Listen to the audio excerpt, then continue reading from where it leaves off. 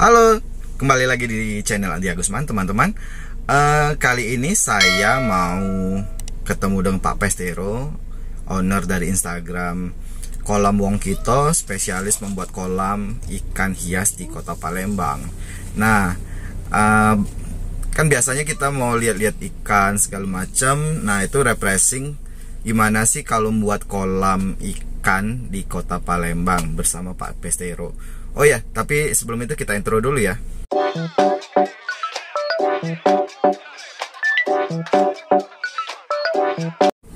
Oke, tapi sebelum memulai video ini, bagi kalian belum subscribe dulu ya. Terima kasih. Nah, sekarang kita sudah ada di tempat kolam rumah Pak Agung bersama Pak Pestero. Nah, kita nanya-nanya ya sama beliau mengenai kolam ikan. Ya, selamat pagi Pak Pestero sama Pak Agung. Oh ya, saya mau nanya-nanya nih tentang pembuatan kolam ikan di Kota Palembang. Nah, ini kebetulan saya searching di Instagram ketemu dengan kolam Wong Kito bersama Pak Pestero. Ya, Pak Pestero, bisa dijelasin nggak bagaimana cara pembuatan kolam beserta spesifikasinya di sini? Oke, baik Om Andi. Jadi kita dari Kolam Wong Kito memang spesialis pembuatan kolam. Kalau untuk sekarang nih yang lagi ngetren memang kolam koi. Jadi untuk kolam hias biasa juga kita biasa buat, kolam renang dan lain-lain. Kebetulan ini kita di rumah Pak Agung, kolam ini nih kolamnya kolam koi. Kolam koi ya. Jadi ini kalau kapasitasnya secara total termasuk filtrasi segala macam itu 20 ton kurang lebih. 20 ton. Ya. Kolam apanya? Ukurannya kurang lebih 4 kali kalau seluruhnya 4 kali 4 yang kita pakai kolam dan filter, tapi kedalamannya ini untuk kolamnya sendiri dalamnya 1,5 meter. Ya, untuk filtrasinya itu di chamber filternya itu 1,8.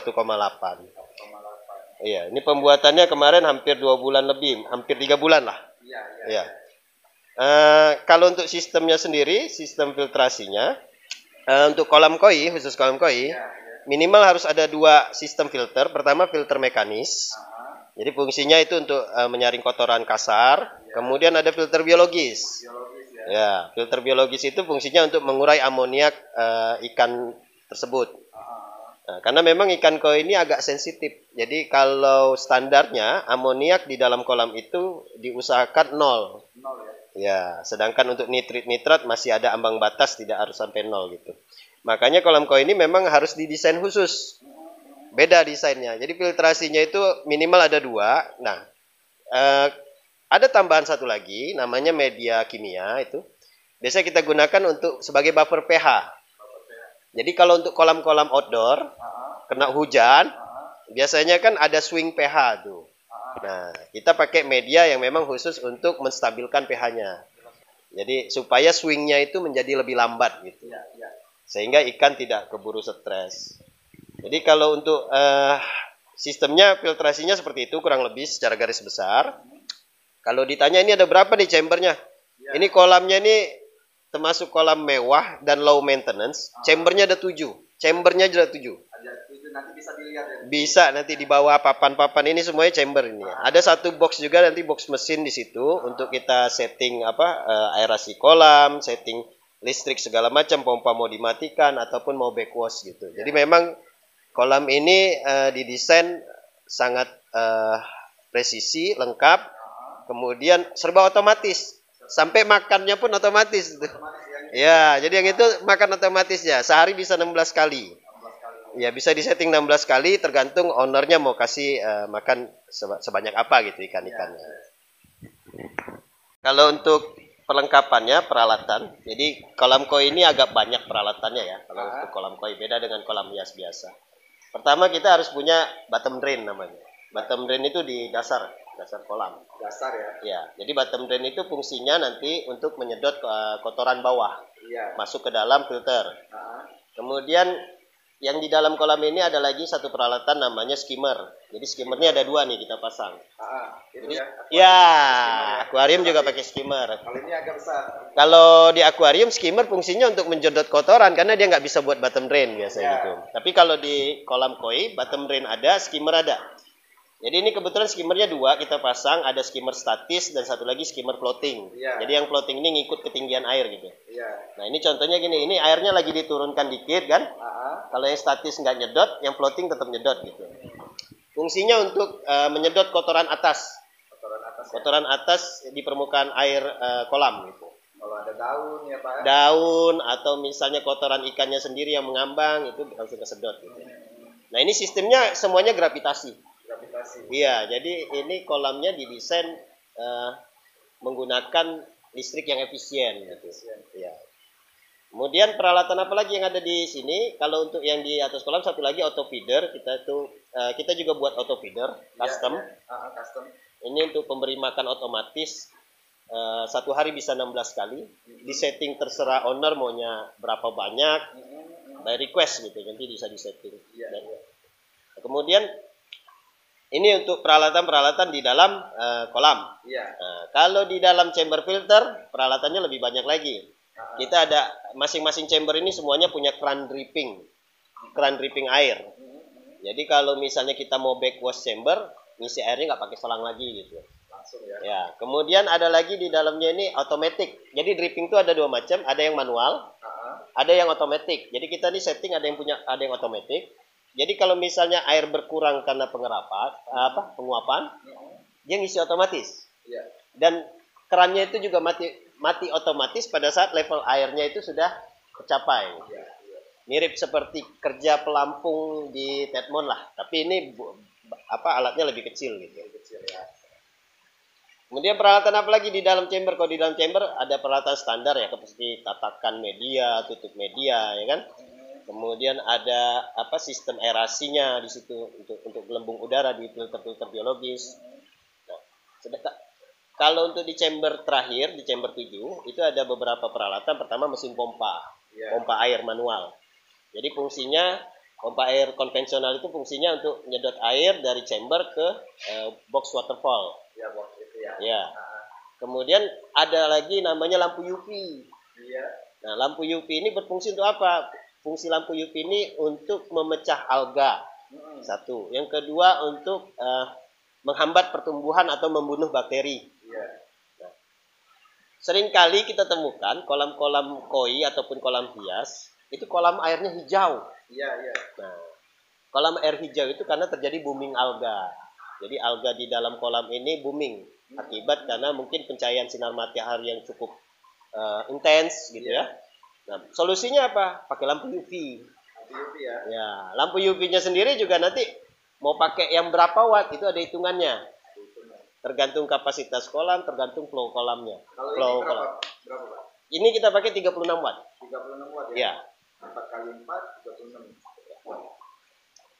Kemudian peralatan apa lagi di dalam situ? Ada yang namanya airlift. Nah, ini airlift ini cuma kita yang pakai kebetulan di Palembang ya, yang untuk desain kolam kita yang pakai. Jadi airlift ini berfungsi untuk membantu kinerja pompa konvensional. Jadi kalau kolam koi, ini misalnya kolamnya nih, kalau kolamnya tok ya, kolamnya tok ini sekitar 12 ton. Berarti kita kalau untuk kolam koi, sirkulasi 1 jamnya itu harus 2 kali, berarti harus 24.000 liter per jam. Kalau seluruhnya dipakaikan pompa, listriknya lumayan besar. Makanya kapasitas pompa sendiri itu berapa? Yang ini dipakai hanya 18.000. 18.000 per jam. 18.000 per jam. Nah, kekurangan jadinya untuk target ideal sirkulasi kolam koi kurang dia. Jadi kita pakainya untuk menghemat energi pakai namanya airlift. Airlift itu adalah pompa yang dimodifikasi menggunakan mesin gelembung udara, mesin aerator. Nah, airliftnya itu keluar di sudut itu tuh. Oh, di sudut sana ya? Iya. Ya, ada kelihatan. Nah, jadi kalau yang ini outletnya pompa konvensional, pompa air konvensional ya, yang di sana airlift. Iya. Jadi paling tidak bisa menghemat biaya listrik hampir 50% lah kalau kita pakai airlift. Pak Agung, ini di mana sih kalau kok ikannya sedikit, nggak dibanyakin gitu Pak? Apa memang ada kapasitasnya untuk ikan ini? Sebenarnya ikan sedikit sengaja karena kita menjaga kualitas air. Semakin banyak ikan di sini, ya berarti semakin banyak amoniak yang akan dikeluarkan ikan tersebut. Makanya kita jaga kualitas air, kita paskan populasi ikannya dengan jumlah kapasitas dari kolam ini, seperti itu. Jadi kita nggak maksain ikannya banyak, cukup sedikit, tapi ikan-ikan yang high quality. Yang sehat, gitu. yang high quality. Iya, yang bagus, yang high quality. Koi Pak? Ini ada beberapa jenis koinya. Ada hiut suri yang oranye hitam. Iya. Kemudian ada karasi yang warna kuning, kindai soa, ini gindrin karasi. Kemudian ada susui. Yang terakhir ada soa. Iya. Ada 2 ikan lagi di sana lagi di karantina. Ya. Iya. Ada sedikit ini kemarin sehingga harus dikarantina dulu. Jadi sementara di sini ada 6 ekor. Totalnya sama yang di karantina ada 8 berarti. 8 ya. Untuk 20 ton air saya cuma 8 ikan. Oke, mantap memang minimalis dan premium Iya. kolamnya. Oh ya Pak Agung, ini Iya. kalau masalah ganti air kan kalau di akuarium atau itu kan ganti air. Benar. Nah ini ganti air nggak? Sudah itu berapa kali kalau ganti air? Kebetulan kolam ini baru jadi sekitar 3 bulan. Iya. Sampai saat ini belum pernah airnya diganti. Belum pernah ya? Ya, karena sistem sirkulasinya dari filternya dan media-media yang digunakan sangat mumpuni. Mungkin bahkan 1 tahun belum tentu diganti airnya. Belum tentu diganti ya? Iya. Ya, bagus ya berarti. Karena dia semuanya sistemnya otomatis. Ketika air berkurang, sudah ada mesin otomatis yang mengisi drippingnya, airnya. Airnya berkurang langsung terisi, airnya berkurang langsung terisi. Iya, seperti itu. Ini berapa? Oh ya, kalau di kita ini ada 2 segmen Pak ya. Pertama, kalau range harganya itu berkisar dari 3 juta sampai 8 juta per ton. Per ton kolam sama filter ya total. Nah, tergantung ownernya maunya seperti apa gitu. Jadi kalau ini kebetulan karena ini barang kelas materialnya kelas 1, peralatannya kelas 1 semua. Kemudian ya kebetulan agak tinggi harga per tonnya. Kayunya sendiri ini kayunya bukan dari kita, ini kayunya dari Surabaya. Pakai kayu yang kualitas ekspor. Kayu kulin. Iya, untuk memang khusus decking. Tahan air. Iya, tahan air bisa puluhan tahun lah. Nah, makanya nanti kalau ditanya berapa sih range harganya dibuat kolam dengan kita, ya macam-macam. Tergantung ini customer pengennya seperti apa, ya kan? Kemudian budgetnya gimana, kan? Kita bisa desain ya sesuai keinginan customer. Karena rata-rata semuanya hampir 80% barang-barang kita ini custom. Custom ya. Custom, bukan barang pabrikasi. Jadi gini, kalau untuk kolam koi sebenarnya, kalau untuk kolam ya, membuat kolam hias biasa, mungkin semua orang bisa lah, semua tukang atau kontraktor bisa. Tapi kalau untuk kolam koi, ini ada beberapa perhitungannya gitu. Jadi bisa kami katakan ya memang ada spesialisasinya. Contoh, kolam koi ini kita harus ngitung kebutuhan pipa gitu. Pipanya pakai berapa in, posisi bottom drain di mana, skimmer letaknya di mana, kapasitas pompa yang digunakan seperti apa. Jadi memang ada perhitungan khusus. Jadi kalau hanya konstruksi kolamnya mungkin bisa. Tapi kalau desainnya bagaimana sirkulasi yang optimal, filtrasi optimal, nah itu perlu keahlian khusus. Jadi mungkin kalau kami bisa katakan bahwa buat kolam koi ini ya nggak semudah yang dibayangkan gitu sebenarnya. Jadi perlu dihitung benar-benar. Karena gini, seringkali terjadi kolam dibuat tidak sesuai perhitungan, ikannya bermasalah. Iya, kolamnya bermasalah, sirkulasinya bermasalah, ikannya sakit dan segala macam. Betul. Jadi rumusnya benar. Jadi kalau mau sebenarnya memelihara apapun ya, kita ambil contoh nih ikan koi kebetulan lah. Yang kita pelihara adalah sebenarnya bukan kita pelihara, yang kita set up adalah bagaimana menciptakan ekosistem yang memang sesuai dengan tempat hidup dia di alam. Nah, kita kan memindahkan ekosistem dari alam menjadi ekosistem yang kita bentuk sendiri gitu. Nah, makanya kita sedapat mungkin menciptakan ekosistem ini ya sesuai dengan kondisi dia di bagaimana di alam gitu. Kalau ada orang yang bilang kalau mau miara ikan itu rawatlah air. Nah, itu benar rumusnya. Merawat air itu sebenarnya menciptakan ekosistem supaya ikan itu menjadi sehat gitu. Ini, kalau di dalam kolam boleh nggak pakai tanaman? Kalau untuk koi sebaiknya jangan. Jangan ya. Kenapa? Itu nanti habis tanamannya dimakanin. Dimakan ikan, iya sama. Kalau untuk misalnya nih, kalau kadang kita miara ikan hias dikasih tanaman eceng gondok. Nah, itu dimakan sama ikannya. Jadi kalau mau buat tanaman sebenarnya bukan posisinya diletakkannya di kolam. Tapi boleh diletakkan di sistem filtrasi boleh. Karena salah satu fungsi tanamannya itu menyerap nitrat. Nitrat dari amoniak itu kan diolah menjadi nitrat dan nitrit. Menjadi nitrit kemudian menjadi nitrat. Nah, nitratnya itu diserap oleh tanaman biasanya. Kalau ditanya bagus nggak piara tanaman? Bagus, tapi jangan taruh di kolam. Taruh di sistem filter. Ya, taruhnya di sistem filter. Sama seperti konsep aquaponik. Nah, kita juga setup itu aquaponik. Ya, jadi kalau aquaponik sumber nutrisi tanaman itu dari mana? Ya dari kotoran ikan. Nah, jadi terus simbiosis mutualisme antara ikan dengan tanaman apa? Karena amoniaknya diserap oleh ikan, amoniak ikan diserap oleh tanaman. Nah, tanaman itu sebagai filtrasi supaya airnya kembali bagus. Jadi memang satu rangkaian. Kalau ditanya boleh nggak? Boleh, tapi saya sarankan jangan di kolamnya deh. Bukan seperti aquascape ya. Nah, beda case-nya. Karena kalau aquascape, ikannya itu bukan ikan pemakan tanaman yang ditekan situ. Dan ikannya juga kecil-kecil. Kalau kayak ikan koi atau ikan konsumsi seperti nila, lele, segala macam, habis tanaman dimakanin. Habis ya. Omnivora. Iya. Sama Pak Pesero bisa juga? Bisa. Kita menyediakan seluruh perlengkapan, media filter, ya kan, konsultasi, desain. Bahkan kalau kawan-kawan di luar kota seperti di Jakarta ataupun di luar daerah seperti Lahat, Linggau, Pagar Alam, itu malah beli desain dengan kita. Beli desain kolam. Jadi ya nanti konsultasinya itu by phone, tukangnya gitu. Sambil bangun dia konsultasinya by phone. Ada yang seperti itu. Kalau peralatan-peralatan semuanya ada di kita. Ya, nanti bisa cek di IG kita @kolamwongkito atau ke WA 0812 713 0462. Oke. Bukan hobi ya, apa tuh buat bisa profesional untuk kolam ini? Oh ya, sebenarnya gini, ini kalau ditanya dikaitkan dengan background saya nggak nyambung sebenarnya. Saya orang ekonomi akuntansi. Jadi kebetulan saya ini hobi melihara gitu ya, melihara ikan atau apa ya. Kita main ikan hampir 15 tahun. Kemudian sebagian besar hampir 10 tahun tuh mainnya konsumsi, ikan-ikan konsumsi.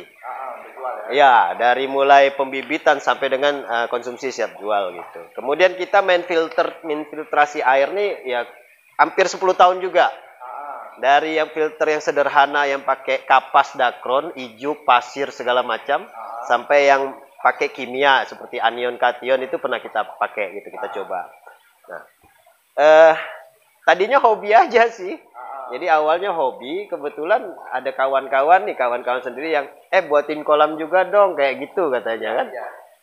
Satu orang kawan, 2 orang. Akhirnya ya sudahlah kita cobalah buat profesional bisnis segala macam ya. Akhirnya ya sampai sekarang ya jalan lah seperti ini.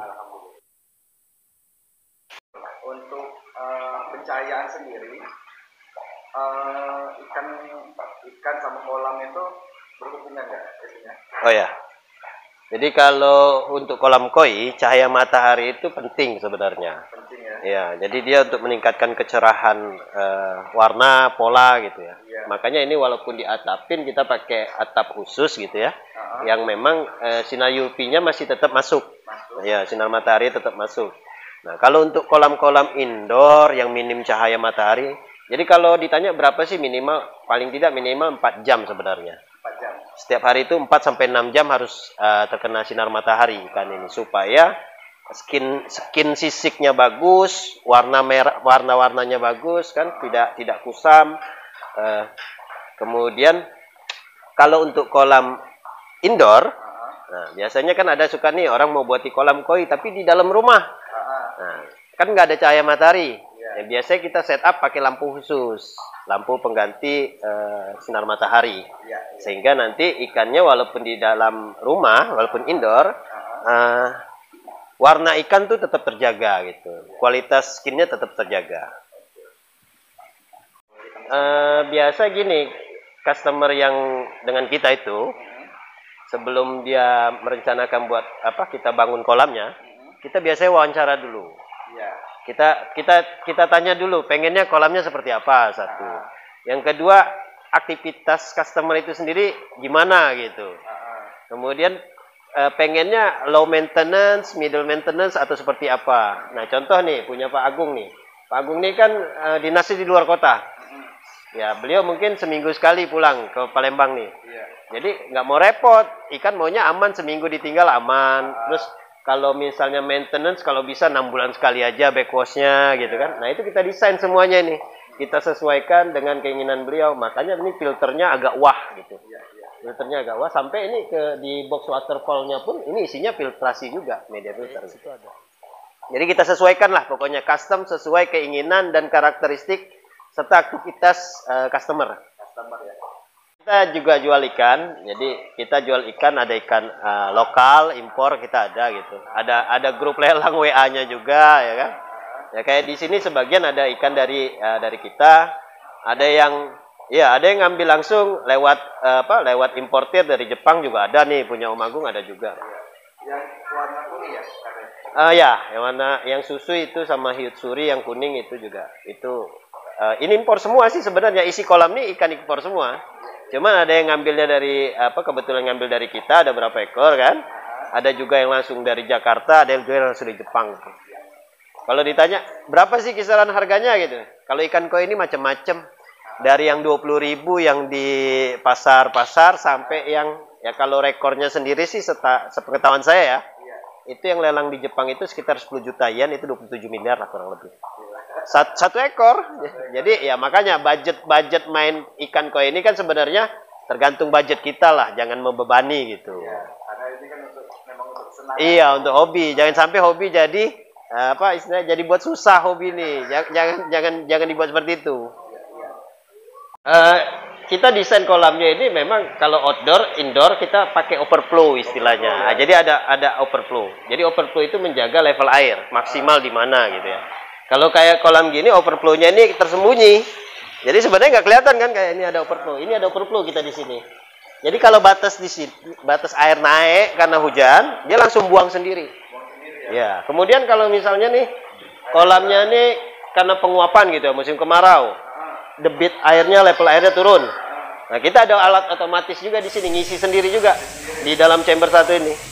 Airnya ngisi sendiri selama air di tandu, di tetmon itu masih ada gitu. Kalau ini kan penguapan ini kan jadi masih berkurang ya, makanya kan apalagi Pak Agung nih nggak setiap hari di rumah kan. Nah, kita buat otomatis, automatic dripping. Jadi dia ngisi sendiri, nanti berhenti sendiri juga kalau levelnya sudah pas yang kita setel. Di kolam ini kebetulan walaupun koinya udah besar, tetap kami kasih makannya pakan yang grow untuk pertumbuhan. Tapi sesekali dikasih pakan yang color. Jadi walaupun dia bertumbuh udah besar, cuma untuk colornya juga tetap harus dijaga. Seperti itu. Ya. Kalau merek boleh tahu dari impor atau? Kalau mereknya kebetulan aku pakainya kalau yang di sini merek Hisik dari Jepang. Iya. Teman, semoga video ini bermanfaat bagi kalian yang menonton. Bagi kalian yang mau membuat kolam bisa hubungi Pak Pestero ini di nomor teleponnya. Atau jika kalian ada mau tanya-tanya, boleh juga nanya-nanya Pak? Boleh ya. Gitu konsultasi ya Pak ya? Oke, begitu saja. Jika kalian suka dengan video ini, jangan lupa like video ini dan subscribe channel Andi Agusman. Jika ada saran tempat, boleh komen di kolom komentar, tinggalkan. Begitu saja. Jangan lupa subscribe channel kita, Andi Agusman. Sampai jumpa di video selanjutnya. Bye-bye.